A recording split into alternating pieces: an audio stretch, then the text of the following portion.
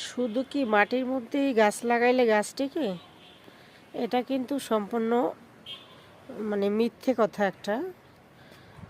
দেখো আমি কিন্তু ছাদ বাগানে কি গাছ লাগাইছি সেটা একটু দেখাই।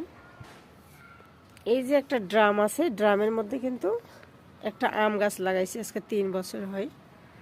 3 বছর থেকে এই আমটা আমি খাই। এবার আম কীরকম ধরছে এবং এর মধ্যে কীরকম সার দিয়েছি সেটা একটু বলি। আজকে 2 মাস থেকে মোটামুটি কায়দায় একটু সার দিচ্ছিলাম এই গাছের গোড়ায়। গাছের গোড়াটা এরকম একটু ভেজা ভেজা রাখি।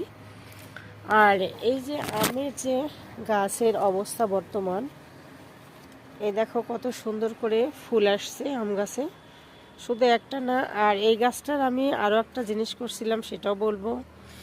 দেখো প্রত্যেকটা মাথায় মাথায় কিন্তু চলে আসছে। তোমরা একটু দেখো, আমি যেটা বলতে চাচ্ছি, এই যে আমের গাছের যে মাথাটা, এটা কিন্তু প্রত্যেকটা মাথা আমার কাটা এবং এইখানে ফাঙ্গিসাইড দেয়া। এর কাছ সাথে সাথে কিন্তু দেখো এর গোড়া দিয়েই কিন্তু আমের যে ফুলগুলো আসছে সেটা বাইর হয়েছে। প্রত্যেকটা গোড়া দিয়ে ফুল বাইর হয়েছে। এমন কোনো ডাল নাই যে ডালটার মধ্যে আম বাইর হয় নাই। দেখো প্রত্যেকটা ডালে আম আসছে। এই যে এটা তোমরা এইভাবে করে নিতে পারো, অনেক সুন্দর কিন্তু ফল হয়। ধন্যবাদ বন্ধুরা, তোমাদের সবাইকে।